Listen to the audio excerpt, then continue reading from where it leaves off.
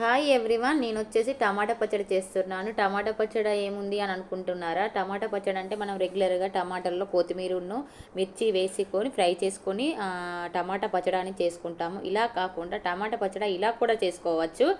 Only మిర్చి use చేయకుండా కారపొడి వేసేసుకొని యూజ్ చేసుకుంటే ఈ పచ్చడి వచ్చేసి ఒక 2 వారాల దాకా నిల్వ అనేది ఉంచుకోవచ్చు అండి. చాలా టేస్టీగా ఉంటుంది. ఇంట్లో వెజిటేబుల్స్ ఏమీ లేనప్పుడు ఈ వేడివేడి అన్నంలో ఈ పచ్చడి వేసుకొని తింటే చాలా టేస్టీగా ఉంటుంది.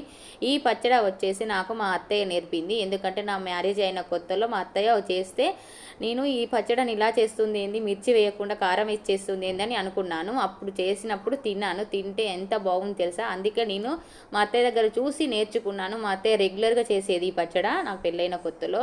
వేడివేడి అన్నంలో చాలా బాగుండేది. నేను ప్రెగ్నెన్సీ టైంలో కూడా ఈ పచ్చడి తిన్నాను. అంత టేస్టీగా ఉంటుంది. మీరు ఒక్కసారి చూస్తే అసలు వదిలిపెట్టరు. ఈ వీడియోని చూసి నేను ఎలా చేస్తున్నానో అలా మీరు ఖచ్చితంగా చేసుకోండి.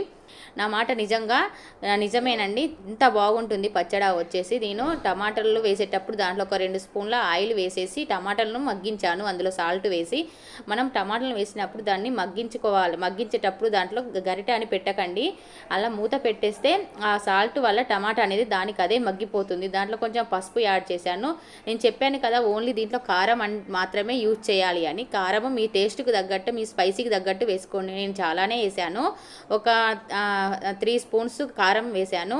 ఈ వీడియో మీకు ఫుల్గా కావాలి అంటే నెక్స్ట్ పార్ట్ 2లో ఖచ్చితంగా చూడాల్సిందే. మరి ఖచ్చితంగా చూడాలంటే మరి లైక్ చేయాలి కదా. మీరు లైక్ చేయాలి, మన ఛానల్ వచ్చేసి సబ్స్క్రైబ్ చేసుకోవాలి. నెక్స్ట్ పార్ట్ 2లో వీడియో పూర్తిగా పెడతాను. బాయ్ మరి. Thank you for watching. ఇంట్లో